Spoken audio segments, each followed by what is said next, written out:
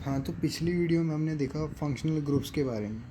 ठीक है, जैसे कि क्लोरोब्रोमो। और अगर फंक्शनल ग्रुप अल्कोहल का होता है तो OH आता है, एल्डिहाइड का होता है तो CHO आता है, कीटोन का होता है तो CO आता है।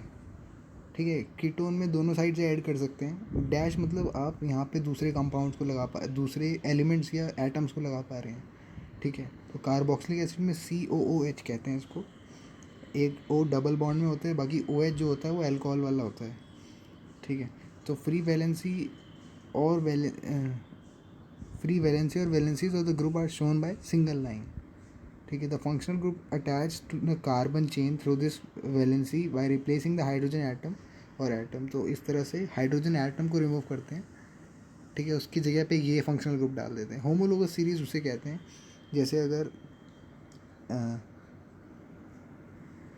जैसे CH4 है ना, और आपने उसमें से CH3 रहने दिया, एक H को हटा के आपने अल्कोहल डाल दिया, फंक्शनल ग्रुप OH डाल दिया। तो देखो लिखा हुआ है ना, फॉर एग्जांपल देखो, ठीक है, the presence of functional group such as alcohol decide the property of carbon compound regardless of the length of the chain. ठीक है, तो हम यहाँ पे दूसरे आइटम्स को ऐड कर सकते हो। तो यहाँ देख रहे हो CH3OH, C2H5OH, C3H7OH। तो यहाँ पे हर जगह OH आ रहा है ना। तो इन सब की फंक्शनैलिटी, केमिकल प्रॉपर्टी सिमिलर होंगी। और hence such a series of compound in which the same functional group substitute for hydrogen in a carbon chain is called homologous series। तो हाइड्रोजन को कोई सेम फंक्शनल ग्रुप अगर करता है, substitute यानी change करता है, हाइड्रोजन की जगह आ जाता है, तो उसको होमोलोगस सीरीज़ कहते हैं।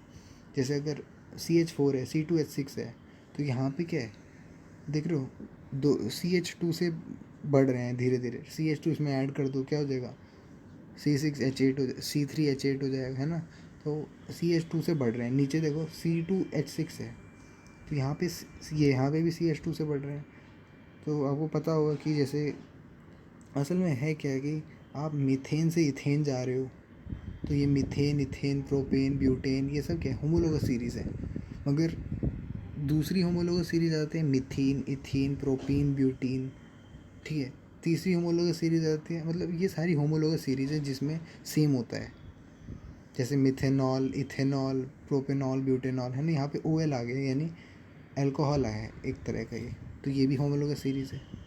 और एक और हो जाएगी, फॉर एग्जांपल मिथाइन, इथाइन, प्रोपाइन। ठीक है, YN आ जाता है तो ट्रिपल बॉन्ड वाला होता है। ठीक है, तो यहाँ देखो लिखा हुआ है, जैसे अगर डबल बॉन्ड का फॉर्मूला होता है CnH2n। जैसे CH2 हो गया, C2H4 हो गया, तो H दुगने हो जाते हैं C से, है ना। तो ये सब क्या आते हैं, ये सब होते हैं एल्कीन्स। लिखा है ना, जर्नल फार्मूला फॉर एल्कीन्स क्या होता है, CnH2n। एल्कीन्स का सोचो क्या होता होगा, मतलब अगर C2 है तो H6 हो जाता है, कैसे, यानी इसका मतलब है CnH2n+2, है ना। 4 में 2 जोड़ोगे 6 हो जाएगा ना। तो एल्केन का जर्नल फार्मूला होता है CnH2n+2। और एल्काइन का एग्जांपल देते हैं C2H2, तो क्या हो जाएगा,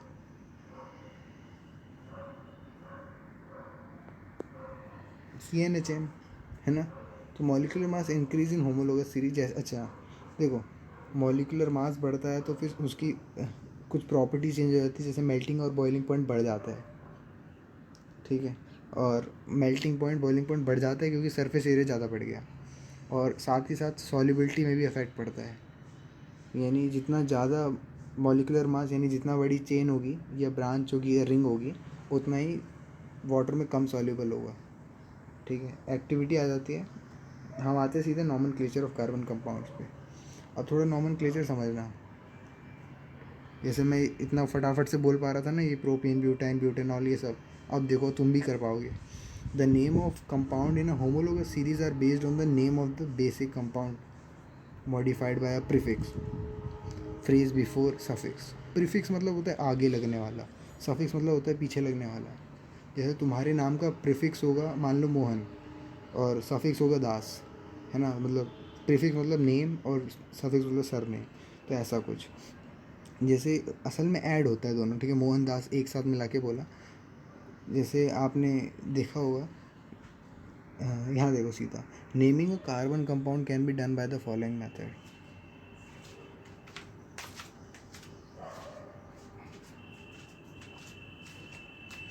हाँ, तो पहली चीज़ क्या है, identify the number of carbon atom in the कम। पहला काम है कितने कार्बन है ये पता लगाना।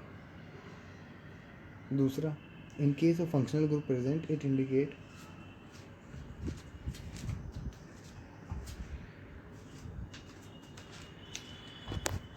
अच्छा अगर फंक्शनल ग्रुप हो तो क्या होता है, ये बताते हैं कि कंपाउंड विद ईदर प्रीफिक्स और सफिक्स, ठीक है, डिपेंड करता है कि हम आगे लगाएं या पीछे लगाएं। ठीक है, अभी वो समझ में आएगा तुम्हें जब मैं एग्जांपल दूंगा। तो if the name of the function group is to be given such as suffix and the suffix of the functional group begin with the vowel, then the name of the carbon chain is modified by deleting the final e। तो देखो, दो vowel एक साथ नहीं रह सकते, है ना। जैसे अगर कार्बन चेन में आखिर में ई आता है और अगर तुम्हारा शुरू किसी ई से होता है तो फिर ई हट जाएगा। ठीक है, अभी सारे एग्जांपल देंगे, फ़िलहाल तो अभी ये समझो कि अगर ए ई आई ओ यू से शुरू होता है तो ई हट जाता है। जैसे एग्जांपल यहाँ दे रखा है, प्रोपेनॉन, ठीक है, तो प्रोपेनॉन में PROPANE और ONE लगा है ना। तो ई हटा के ONE लगा दी, ये असल में कीटोन होता है जो फंक्शनल ग्रुप का नाम है। If a carbon chain is unsaturated then the final ane in the name of carbon chain is substituted by ene or yne. ठीक है, ध्यान देना, अनसैचुरेटेड और सैचुरेटेड मैंने पार्ट 2 में बताया था, ये पार्ट 3 है। तो इसमें ईन और आइन की जगह चेंज हो जाता है। ठीक है, जैसे मैंने एल्कीन एल्काइन बोला था ना, तो वैसा ही। और जिसमें एल्कीन में क्या होते हैं, डबल बॉन्ड होते हैं, एल्काइन में ट्रिपल बॉन्ड होते हैं, 4 बॉन्ड हो नहीं सकते। It would be called propyne. ठीक है, प्रोपीन या प्रोपाइन बोलेंगे। जैसे यहाँ एग्जांपल देखो, ज़्यादा समझ में आएगा।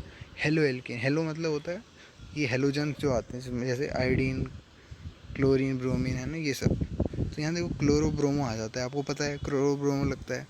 तो जैसे यहाँ पे देखो, पहले कार्बन कितने काउंट करो, 1 2 3, अगर 3 कार्बन होते हैं तो प्रोपेन हो जाता है। फिलहाल के लिए इतना याद रखो, 1 कार्बन तो मीथेन, 2 कार्बन तो इथेन, 3 कार्बन तो प्रोपेन। ठीक है, अब 3 कार्बन है, बाकी सारे हाइड्रोजन को छोड़ो, क्लोरीन साथ में आ गया, तो यहाँ पे प्रीफिक्स लग जाएगा, ध्यान देना। ठीक है, प्रीफिक्स और सफिक्स में अंतर यही है कि हम अलग अलग फंक्शनल ग्रुप में अलग अलग यूज़ करते हैं। फिलहाल यहाँ पे प्रीफिक्स लगता है तो क्लोरोप्रोपेन बोलेंगे इसको, ऐसे ही ब्रोमोप्रोपेन बोलेंगे। ठीक है, अगर अल्कोहल होता तो यहाँ सफिक्स लग जाएगा, यानी पीछे लगेगा, तो प्रोपेनॉल। यहाँ देख रहे हो, ई हटा के OL लगा दिया क्योंकि ई और ओ दोनों वॉवल्स थे। सिमिलरली एल्डिहाइड में क्या होगा, अल आ जाता है, प्रोपेनल, है ना। तो एल्डिहाइड लगा दिया, एल्डिहाइड मतलब CHO। इसको याद रखना तुम, ऐसे फंक्शनल ग्रुप जो ऊपर टेबल थी उसको याद रखना, वरना हो ही जाएगी याद, है ना।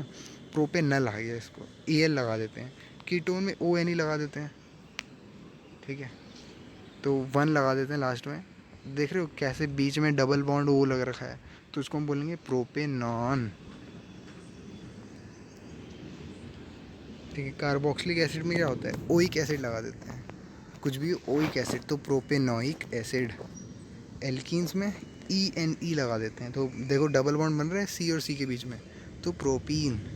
और एल्काइंस में YNE लगा देते हैं, सब सफिक्स में लगता है ये, तो प्रोपाइन, है ना। उसके बाद क्वेश्चन हम बाद में डिस्कस करेंगे कभी। Chemical properties of carbon compound क्या है, कंबशन देखो एक बार। तो carbon in all it's allotropic form burn with oxygen. ठीक है, ये तो ध्यान रखना, कार्बन जब ऑक्सीजन में जलता है तो कार्बन डाइऑक्साइड बनती है। और most carbon compound also release a large amount of heat and light. तो कुछ हीट और लाइट भी करते हैं, जैसे C+O2 CO2, CH4 में O2 डालो CO2 H2O। और ऐसे ही कितना भी बड़ा कंपाउंड हो, CO2 H2O तो निकलना है, बैलेंस इक्वेशन नहीं है ये। ठीक है, तो बैलेंस करोगे तो बन ही जाएगा। Saturated hydrocarbon will generate a clean flame while unsaturated carbon compounds will give a yellow flame. अगर तुमने पार्ट 2 नहीं देखा है तो तुम्हें पता होगा कि क्लीन फ्लेम मतलब सैचुरेटेड अनसैचुरेटेड में अंतर क्या है, ये तुम्हें नहीं पता होगा। हम तो बता देता हूँ, अगर शॉर्ट में ही बता देता हूँ। एल्केन जो होता है वो सैचुरेटेड होते हैं, एल्कीन एल्काइन अनसैचुरेटेड होते हैं, ठीक है।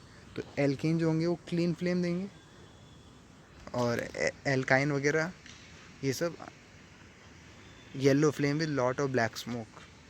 These result in a sooty deposit on the metal plate in activity. However, limiting the supply of air results in incomplete combustion.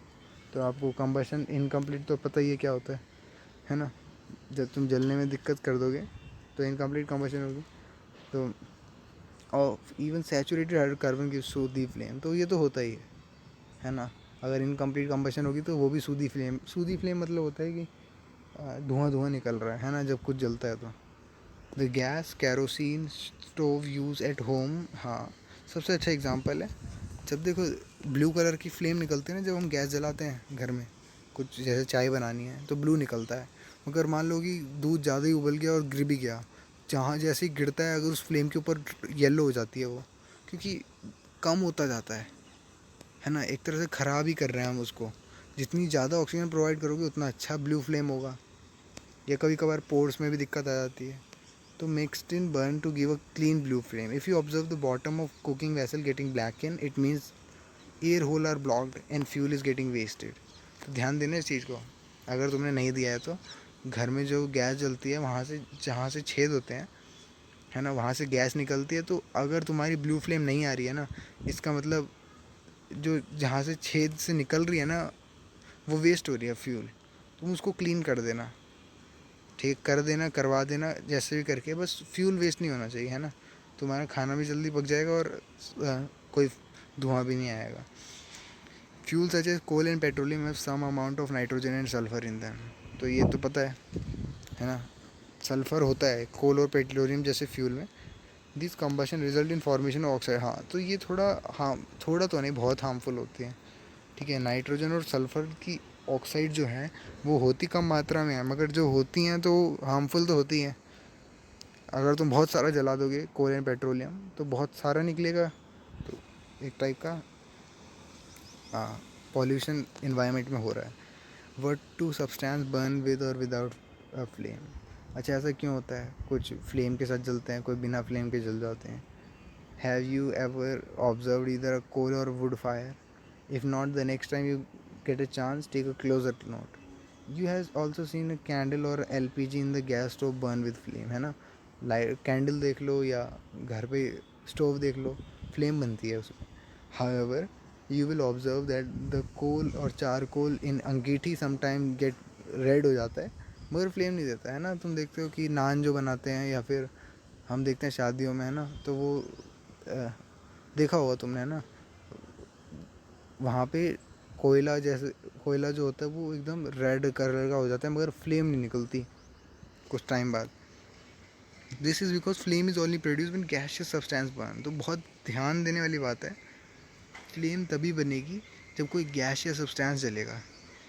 क्या जलेगा? गैसियस सब्सटेंस, ठीक है। पता नहीं होता, हम सोचते हैं फ्लेम निकल रही है तो लकड़ी जल रही होगी, नहीं, गैसियस सब्सटेंस जब बनता है। This is because flame is only produce when gaseous substance burn. When wood or charcoal is ignite the volatile substance present vaporises and burn in flame in the beginning. तो आप जब शुरू शुरू में कोयला तुमने कभी जलते हुए देखा है? हमने यहाँ पे, हमारे यहाँ पे प्रेस होती थी, तो अब तो वो हो गई है, इलेक्ट्रिसिटी से हो गई है। मगर यहाँ पे कुछ लोग जो हैं जो अपना रोज़ी रोटी कमा रहे हैं तो वो कोयले से प्रेस करके देते हैं कपड़े, ठीक है, यही काम कर रहे हैं वो। तो वो जब जलाते हैं कोयले को तो फिर पहले तो फ्लेम आ जाती है, मगर जैसी गैसी सब्सटेंस बर्न हो जाता है फिर वो रेड हो जाता है सिर्फ, है ना, फिर फ्लेम नहीं आती। तो luminous flame is seen when the atom of the gaseous substance are heated and starts to glow. तो वो फ्लेम में चमक जो जैसे तुम्हें ब्लू कलर की दिखती है ना एलपीजी में, तो वो ल्यूमिनस मतलब होता है चमक, है ना। तो चमक क्यों दिखती है? जब गैसियस सब्सटेंस बर्न होता है, जो गैस होती है वो जब जलती है तो वो ग्लो करता है, ठीक है। The colour produce by each element is a characteristic property that element, ठीक है। तो वो उस एलिमेंट की कैरेक्टरिस्टिक प्रॉपर्टी होती है जो भी कलर प्रोड्यूस होता है। Try and heat a copper wire in the flame of gas stove and observe its colour.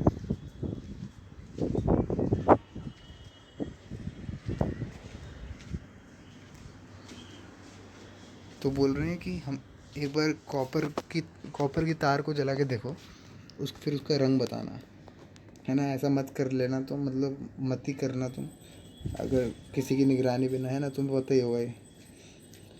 फिर भी बोल दे, कोई बात नहीं। आगे कहाँ है? हाँ, you have seen incomplete combustion even give soothe with which is carbon on this basis. This will what will you attribute the yellow color of the candle flame, है ना। फिर क्वेश्चन भी पूछना है यार, ठीक है, तुम देखते हो कि इनकम्प्लीट होती है तो फिर धुआं निकलता है, मगर येलो कलर क्यों होता है? देखो स्टेजेस होते हैं अलग अलग, है ना। तुम इसके बारे में सर्च करना, पता लगाना। देखो डू यू नो जब पूछते हैं तो दिमाग को तेज करते हैं, है ना।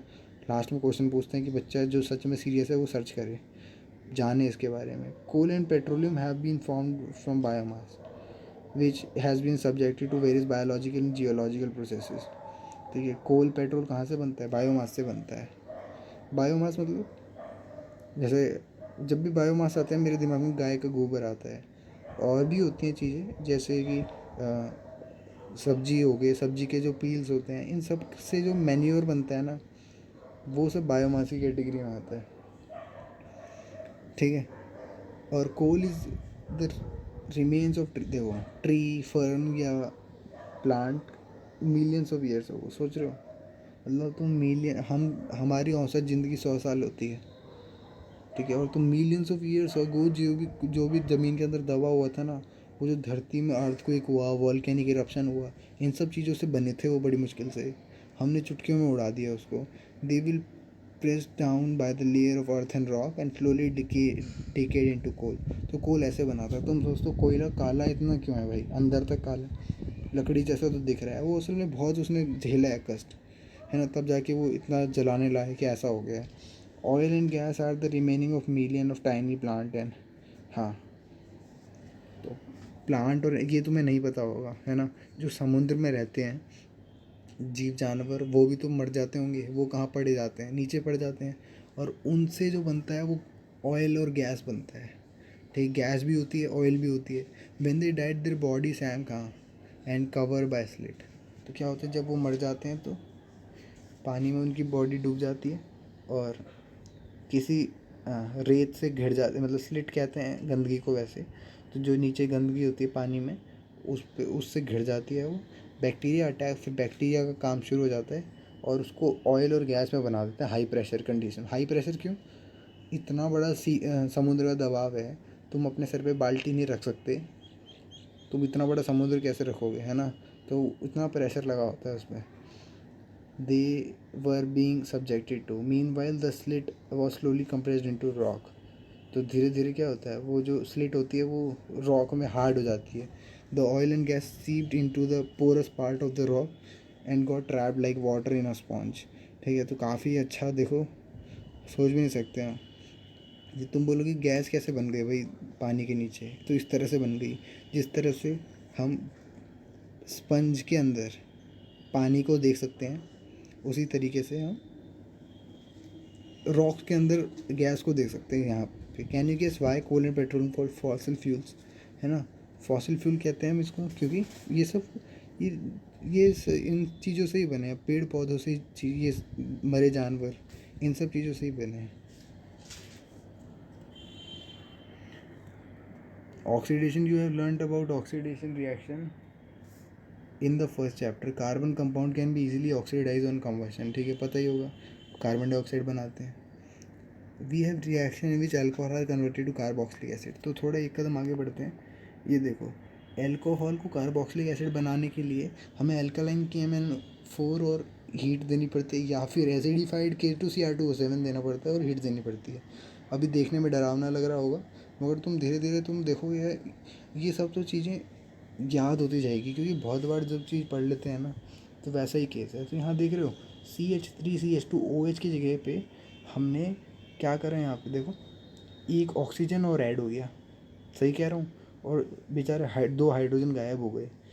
तो कैसा हुआ ये सब एल्कलाइन KMnO4 का कमाल है, या फिर या तो तुम ऊपर वाला यूज़ करो या नीचे वाला यूज़ करो। We see that some substance are capable of adding oxygen to others, और इनको कहते हैं ऑक्सीडाइजिंग एजेंट, पता होगा। हमने ऑक्सीडेशन रिडक्शन रिडॉक्स रिएक्शन पढ़ी है ना। तो फिर ऑक्सीडाइजिंग एजेंट जो ऑक्सीजन ऐड कर देते हैं, एल्कलाइन पोटेशियम परमैंगनेट या एसिडिफाइड पोटेशियम डाइक्रोमेट, ये नाम है इनके, है ना। तो परमैंगनेट हो गया, ये डाइक्रोमेट हो गया। ध्यान देना, एल्कलाइन KMnO4 यानी बेसिक मीडियम में, एसिडिफाइड K2Cr2 यानी एसिडिक मीडियम में।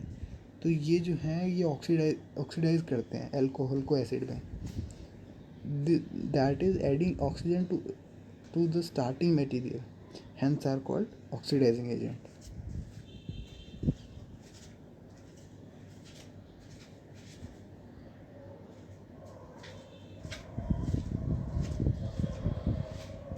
ठीक है, एडिशन रिएक्शन। अब देखो, unsaturated hydrocarbon add hydrogen in the presence of catalyst such as palladium or nickel to give saturated hydrocarbons. ठीक है, तो अनसैचुरेटेड को सैचुरेटेड बनाने के लिए आपको निकल या पैलेडियम चाहिए होगा। ये सब क्या है? कैटलिस्ट हैं। ठीक है, catalyst are substance that cause the reaction to occur on or process at a different rate without the reaction itself being affected. जैसे तुम फॉर एग्जांपल कैसे बताएं, थोड़ा सोचने दो मेरे को। मैं हाँ चलो ऐसा एग्जांपल है, तो boost is the secret of my energy, है ना। मान लो कोई, या फिर ग्लूकोज पी लेते हैं, मतलब ग्लूकॉन डी पी लेते हैं, है ना, या कोई टैंग पी लेते हैं, ऐसा कोई जूस वूस पी के दौड़ते हैं। ठीक है, तो क्या होगा, दौड़ना तेज़ हो जाएगा, ऐसा कुछ बोल दो। ठीक है, होता नहीं है ऐसा, मगर तुम मान लो कि एनर्जी मिल गई तो दौड़ना तेज़ हो गया। ग्लूकॉन डी पिया हमने, तो ये ग्लूकॉन डी क्या है? कैटलिस्ट है। हम दौड़ तो रहे हैं मगर ग्लूकॉन डी की वजह से तेज़ हो गए।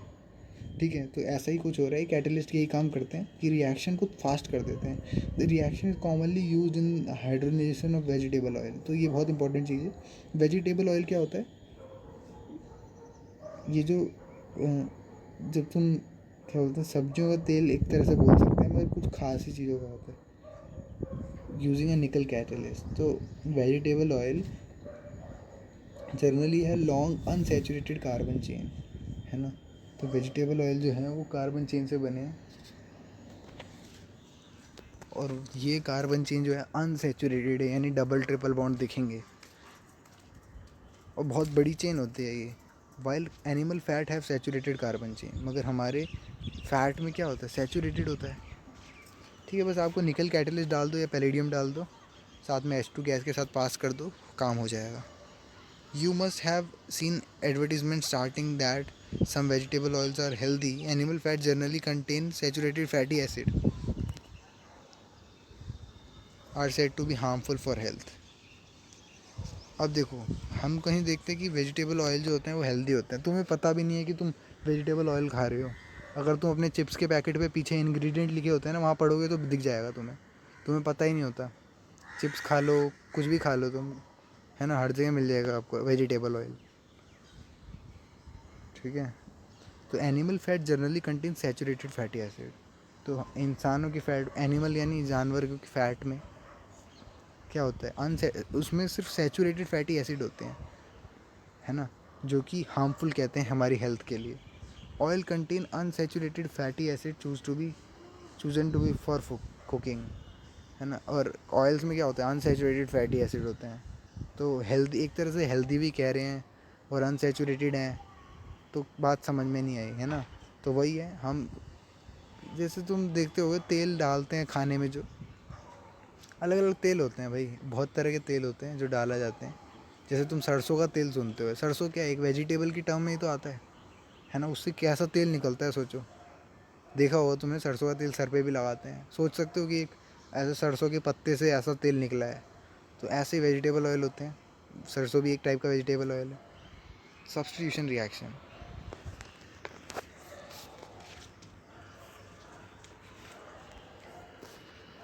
तो saturated hydrocarbon are fairly unreactive and are inert in the presence of most reagent.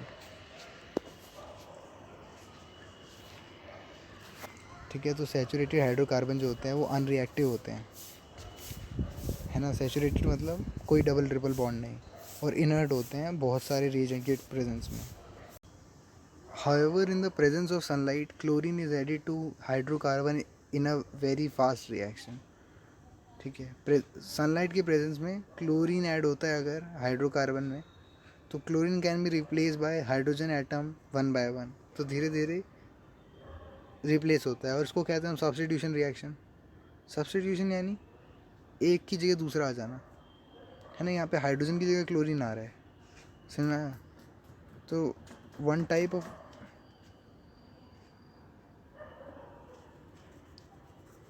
कहाँ पढ़ रहे थे हम? This is called substitution reaction because one type of atom or a group of atom take the place of another, है ना। Substitute कर रहे हैं, पहला दूसरे की जगह, दूसरा पहले की जगह आ जा रहा है। तो number of product are use formed with the high homologous of alkanes. तो देख रहे हो यहाँ पे मीथेन में क्लोरीन डाला तो क्लोरोफॉर्म बन गया, इसको क्लोरोफॉर्म कहते हैं आई गेस, रुकना मेरे को श्योर नहीं है, अच्छा सॉरी, इसको कहते हैं क्लोरोमीथेन, क्लोरोमीथेन कहते हैं ना इसको, क्लोरोफॉर्म कुछ और होता है, ठीक है। फार्मूला देख लेना, मेरे को श्योर नहीं है। तो क्लोरोमीथेन कहते हैं, उसमें HCl in the presence of sunlight. तो ये सूरज की किरणों की वजह से होता है, यानी काफ़ी स्लो प्रोसेस है ना। मगर यहाँ लिखा है इन अ वेरी फास्ट रिएक्शन, तो फास्ट रिएक्शन हो सकती है, मेरे को पता नहीं, करके कभी देखा नहीं। Some important carbon atom, carbon compound जैसे ethanol, ethanoic acid, many carbon compound are invaluable to us, है ना। कुछ इंपॉर्टेंट कार्बन कंपाउंड्स हैं, कुछ जो हैं बहुत, कुछ तो काम के भी नहीं होते, इनवैल्यूएबल होते हैं, मगर कुछ काम के भी होते हैं। और यहाँ पे हम डिस्कस करने वाले काम के कंपाउंड के बारे में, जैसे कि इथेनॉल और इथेनॉइक एसिड। तुम बोलोगे आज तक नाम ही नहीं सुना, मगर ये कमर्शियली यूज़ होते हैं, तुम्हें पता भी नहीं है। देखो कैसे, प्रॉपर्टीज़ ऑफ इथेनॉल, इथेनॉल की प्रॉपर्टी देखो। Ethanol is a liquid at room temperature, liquid होता है ना, तरल होता है। For the melting and boiling point of ethanol, देख सकते हो आप, ethanol is commonly called alcohol. अब याद आया, डेली पीते हो, हैं तुम नहीं, लोग, है ना। Ethanol is commonly called alcohol and it is the active ingredient of all alcoholic drink. तो जितने भी एल्कोहलिक ड्रिंक होती है ना, वो कहते नहीं एप्पल की है, ग्रेप्स की है, और ये सब तो चलो फ्लेवर है, मगर जो एक्चुअल में डलता है ना, वो इथेनॉल डलता है, मतलब उसमें इथेनॉल की मात्रा भी होती है। तो कमर्शियल यूज़ हुआ ना, कितना बड़ा मार्केट है इसका।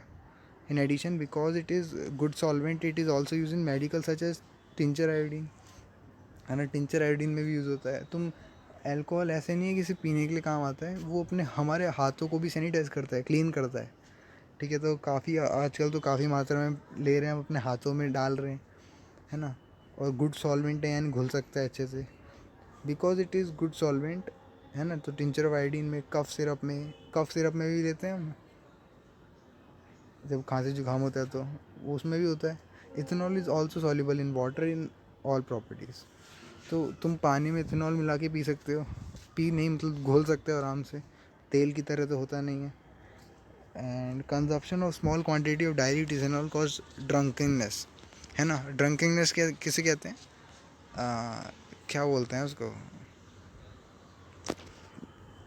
जो जैसे हम चलते हैं रास्ते में, तो वो जो जिन्होंने अल्कोहल ले रखी होती है ना। अल्कोहल उसको क्या है हिंदी में, शराब को कहते हैं। तो जब चल रहे होते हैं तो इधर उधर चलते हैं, है ना, और या बैठे होते हैं, तो उनको ड्रंकनेस फील होती है एक तरह से, तुम्हें पता होगा, है ना, समझ में आ गया होगा। मैं समझाने ये बता नहीं पा रहा क्या वर्ड है एक्चुअली वो। When even though in practice is condemn, it is socially whispered practice, ठीक है। तो बोल रखा है कि देखो कितना अच्छा शब्द है, प्रैक्टिस मतलब उसको यूज़ करना। हम सरकार ने भी बोल रखा है कि मना कर रखा है कि नहीं करना चाहिए, मगर फिर भी हम यूज़ करते हैं, है ना। लोग को तो आदत पड़ गई है। However in take of even small quantity of pure ethanol called absolute ethanol can be lethal. तो देखो हम जो इथेनॉल पीते हैं वो पहले से ही इम्प्योर होता है, उसमें बहुत सारी चीज़ें पहले से ही मिली होती हैं, और साथ में हम पानी और मिला देते हैं, तो चलो वो चलता है, मतलब उसमें ज़्यादा दिक्कत नहीं है। मगर जो प्योर है ना, प्योर अगर तुम पी लोगे तो बहुत ही ज़्यादा, मतलब हमारी इंद्रियों को, मतलब हमारे दिमाग को, है ना, ऐसे कुछ हमारे नर्वस सिस्टम को ये नुकसान पहुंचाएगा। Also long term consumption death की प्रॉब्लम भी हो सकती है। हेल्थ की तो ठीक है, अगर तुम एब्सोल्यूट पी रहे हो एकदम तो फिर दिक्कत हो जाएगी, है ना। तो रिएक्शन ऑफ इथेनॉल है रिएक्शन विद सोडियम। जैसे तुम ऐसे सोचो कि तुम चाशनी पी रहे हो, सोचो ये घी पी रहे हो, घी पता होगा तुम्हें, है ना। कौन पीता है भाई, थोड़ा थोड़ा लेते हैं रोटी में, और तुमने भर के पी लिया पूरा घी, क्या होगा उस इंसान का। तो वैसा ही कुछ समझ लो, ठीक है। तो रिएक्शन ऑफ इथेनॉल सोडियम के साथ रिएक्ट करते हैं तो सोडियम इथॉक्साइड बनाता है। क्या बनाता है? इथॉक्साइड। तो CH2ONA बनाता है, और साथ में H2 गैस रिलीज होती है। तो alcohol react with sodium leading to the evolution of hydrogen. तो हाइड्रोजन निकलता है when ethanol, the other product is sodium ethoxide, ठीक है। Can you recall which other substance produce hydrogen on reaction with metal? तो hydrogen और भी substance है जो मेटल के साथ रिएक्ट करने पे करते हैं, एसिड करते हैं शायद, है ना, जहाँ तक हमने नॉन मेटल और मेटल पढ़ा है। तो आगे बढ़ते हैं। Reaction to give unsaturated hydrocarbon. Heating ethanol at 443 kelvin. 343 होता है 0 केल्विन, 0 डिग्री सेल्सियस। 443 यानी 100 डिग्री। तो 100 डिग्री सेल्सियस पे अगर तुम उसको हीट करोगे इथेनॉल को with excess of sulphuric acid के साथ, तो आपको जो मिलेगा वो डिहाइड्रेट हो जाएगा, है ना। मतलब इथेनॉल का डिहाइड्रेशन हो जाएगा। और the concentrated sulphuric acid can be regarded as dehydrating agent which remove water from ethanol. तो देखो डिहाइड्रेशन मतलब क्या होता है। यहाँ बैठे यार ऐसे कैसे। डिहाइड्रेशन मतलब क्या होता है कि पानी की कमी, है ना। अब यहाँ पे कार्बन से पानी छीन लिया गया है, किसने छीना है? कंसनट्रेटेड H2SO4 ने। तो क्या बन गया है, इसको क्या बोलते हैं? देखो 2 कार्बन है, पहला होता है मिथ, फिर होता है इथ। तो इथीन हो गया नहीं, इथेन बोल सकते थे अगर डबल बॉन्ड नहीं होता, तो सिंगल बॉन्ड होता तो इथेन हो जाता, है ना। मगर यहाँ पे क्या है, डबल बॉन्ड है। चलो आगे। द कंसनट्रेटेड सल्फ्यूरिक एसिड को हम डिहाइड्रेटिंग एजेंट भी बोलते हैं। हाउ डू, हाँ देखो, एक इम्पॉर्टेंट सवाल आता है कि भाई अल्कोहल जो है वो किस तरह से अफेक्ट करता है लिविंग बींग्स को। तो when a large quantity of ethanol are consumed it tend to slow metabolic processes and to depress the central nervous system, ठीक है। तभी बोलते हैं बायो जो है काफ़ी इंटरेस्टिंग है, क्योंकि हम देखो बहुत सोचने वाली बात है ये कि कोई बाहर की चीज़ जो है वो हमारे सोचने की क्षमता पे कंट्रोल कर पा रही है। तो वही होता है, हमारे मेटाबॉलिक रेट को स्लो कर देती है। यानी खून अगर जा रहा होगा तो धीरे धीरे होगा, या अगर हमारे अंदर से कुछ हमें लग रहा होगा कि जैसे एड्रेनलिन होता है ना, वैसे ही नर्वस सिस्टम पे काबू कर लेते हैं। मतलब तुम्हें मैं चोटी काटूंगा, तुम्हें दर्द लेट होगा, या कभी कभार दर्द ही नहीं होगा, ज़्यादा ज़्यादा अल्कोहल कंज्यूम कर लिया तो। This result in lack of coordination, mental confusion, drowsiness, lowering of normal inhibition, है ना। तो ये सब क्या होता है, एक चीज़ दो दो दिखने लगती है, दिमाग कंफ्यूज हो जाता है, अलग अलग विचार आते हैं, है ना, भ्रम होता है, बेहोशी होती है, ये सारी चीज़ें आ जाती हैं, है ना। The individual may feel relaxed, ठीक है, स्टॉपर का मतलब सर्च कर लेना एक बार। The individual may feel relaxed without realising that his sense of judgement, sense of timing and muscular coordination have been seriously impaired. तो उसको पता भी नहीं चलता कि भाई उसके साथ क्या हो रहा है, मगर वो उसको रिलैक्स महसूस होता है ना। Without realising his sense of judgement, तो ये सोचता ही नहीं क्या बोल रहा है, किसके सामने है और कैसा हो रहा है, उसको कुछ नहीं, बस उसको अंदर से रिलैक्स लगता है। जैसे इथेनॉल, इथेनॉल की intake of methanol is in very small quantity can cause death. देख रहे हो, इथेनॉल और मिथेनॉल में सिर्फ 1 कार्बन का फ़र्क है। इथेनॉल में 2 कार्बन होते हैं, मिथेनॉल में 1 कार्बन होता है। अब मिथेनॉल को थोड़ा सा भी तुमने ले लिया ना, सीधा मारे जाओगे, मर जाओगे, है ना। तो इसलिए मिथेनॉल जो है is oxidise to methanal in the liver. तो लीवर के अंदर जाके कुछ केमिकल होते हैं, वहाँ पे मिथेनल बन जाता है, और मिथेनल जो है वो हमारे सेल के साथ रिएक्ट करता है। इट कोएगुलेट्स द प्रोटोप्लाज्म, हमारे प्रोटोप्लाज्म को हिला देता है पूरा। In much the same way as egg is coagulated by cooking. जैसे अंडा होता है ना, जैसे तुम गरम गरम तवे में अंडा डाल तो पूरा वो क्या हो जाता है, फैल के एकदम, तुम्हें समझ में आ ही गया होगा। तो इस तरह हमारे सेल को कर देता है, सोचो ह्यूमन सेल को। Methanol also affect the optic nerve. और इवन ऑप्टिक नर्व पे भी तो हम अंधापन भी हो जाता है, सोच रहे हो। Ethanol is an important industrial solvent, तो काफ़ी काम भी है इसका। इंडस्ट्रियल सॉल्वेंट मतलब तुम ऐसा नहीं, हर एक चीज़ के डाउन साइड होता है और प्लस पॉइंट होता है। तो इंडस्ट्रियल इंपॉर्टेंस है इसका, सॉल्वेंट है। To prevent misuse of ethanol industry, it is made unfit for drinking, adding poisonous substance like methanol to it. तो मिथेनॉल डाल देते हैं। Dyes are also added to colour the alcohol blue, so it identified easily. This is called denatured alcohol. पूछा जाता है denatured क्या होता है, तो हम उसको देखो, तो मैं बोलूँगा कि यहाँ ये पानी रखा है, इस पानी को पीना मत, ठीक है, मगर तुम पी लेते हो पानी को। तो मैंने क्या करा, मैंने उसमें इंक मिला दी, अब पूरा ब्लू कलर का हो गया, तो अब पी पाओगे तुम नहीं ना, तो डीनेचर कर दिया मैंने। ऐसे ही अल्कोहल के साथ भी होता है, लोगों को अल्कोहल से जो काम करना होता है वो उसको छोड़ के वो पी लेते हैं। तो उससे बचाने के लिए या तो वो मिथेनॉल डाल दे, क्योंकि अब जहर हो गया वो, है ना, तो लोग डर जाते हैं। कोई डरता नहीं है तो भी मर जाता है वो, क्योंकि उसको पता नहीं होता। Alcohol as fuel, sugarcane plants are one of the most efficient converter of sunlight into chemical energy. ठीक है, सनलाइट को केमिकल एनर्जी के को सबसे बढ़िया करने वाला जो है वो शुगर केन है, गन्ना है। गन्ने का रस can be use to prepare molasses which is fermented to give alcohol. समझ रहे हो कैसे बना? शुगर केन यानी गन्ने का रस जो है वो सनलाइट को केमिकल एनर्जी कर देता है।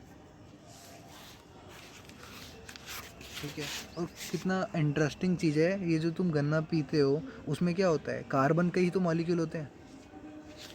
और यहाँ बोल रहे हैं कि गन्ने का रस अगर तुम से मोलासिस बनता है, तुम सर्च करना मोलासिस क्या होता है। अगेन ये सब अल्कोहल बनाने के तरीके हैं, कोई शुगर केन लेता है, कोई ग्रेप्स लेता है, अंगूर से भी बनता है ना। तो पहले के टाइम पे या अभी के टाइम पे भी ऐसे ही होता है, which is fermented to give alcohol ethanol. Some countries now use alcohol as एडिक्टिव in petrol since it is cleaner fuel which give rise to only carbon dioxide in water and burn in sufficient air on oxygen. तो आजकल addictive fuel के रूप में भी काम कर रहे हैं। देखो अल्कोहल पे आग लगाओगे तो फटाफट से पूरा आग लग जाएगी, है ना। तो इसलिए थोड़ा थोड़ा मात्रा में पेट्रोल में डाल रहे हैं, क्योंकि वो क्या है, क्लीनर फ्यूल है। देखो कार्बन डाइऑक्साइड निकले तो कोई दिक्कत नहीं है, अगर सल्फर डाइऑक्साइड निकले या नाइट्रोजन डाइऑक्साइड निकले तो काफ़ी नुकसान है। यानी कार्बन डाइऑक्साइड से नुकसान तो है मगर इतना नहीं, तो हम इतना सह सकते हैं। अब आते हैं properties of ethanoic acid. Ethanoic acid is commonly called acetic acid and belongs to the group of acid called carboxylic acid. ठीक है, आपको पता है ओइक एसिड जिसमें भी होता है वो कार्बोक्सिलिक एसिड में प्रेजेंट मतलब रूप में होता है। 5 से 8% solution of acetic acid in water give called vinegar. सिरका कहते हैं। अगर पानी में थोड़ा 5 से 8% एसिटिक एसिड डाल दी तो सिरका बन जाता है। And use as preservative in pickles, है ना। तो सिरके का कहाँ काम आता है, अचार संभाल,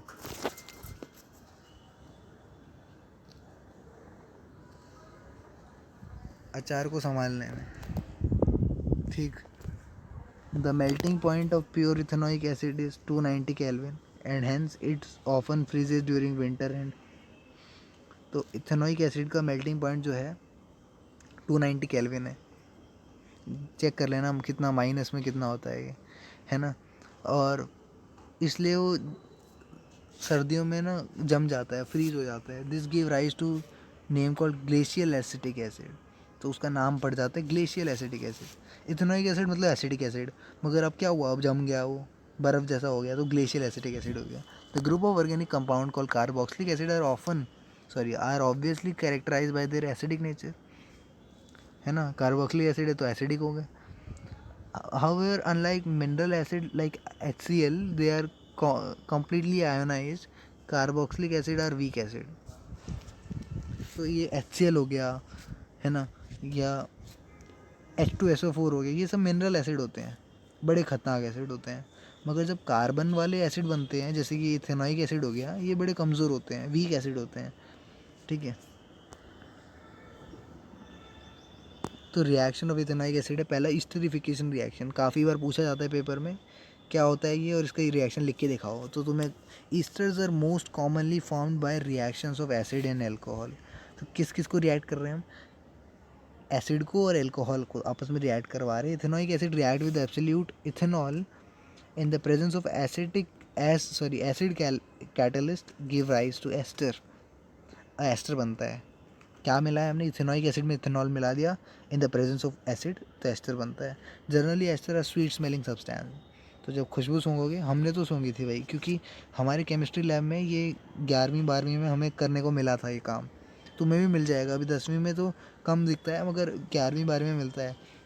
तो जब तुम मिलाओगे ना तो स्वीट स्मेल आएगी, ऐसे लगेगा कि जैसे चीनी जैसा, मान लो चीनी की खुशबू आ रही है, ऐसा कुछ। They are use to make perfume and flavour agent. तो परफ्यूम बनाने में काम आते हैं, फ्लेवर डालने में काम आते हैं। On treating with sodium hydroxide which is an alkali, the ester is converted back to alcohol and sodium salt of carboxylic acid. तो जैसे ही हमने इसको NaOH में डाला, यानी बेस में डाला, एल्कली में डाला, तो एस्टर जो है फिर से क्या बन जाता है, एल्कोहल बन जाता है और सोडियम सॉल्टो कार्बोक्सिलिक एसिड बनता है। और इस रिएक्शन को कहते हैं सेपोनिफिकेशन रिएक्शन। क्या बोलते हैं, saponification reaction, because it is use in preparation of soap, क्योंकि ये साबुन बनाने के काम आती है। सोप्स आर सोडियम सॉल्ट और potassium salt of long chain carboxylic acid. तो यहाँ देखा आपने, एल्कोहल के साथ जो बना वही साबुन बनाने के काम आया।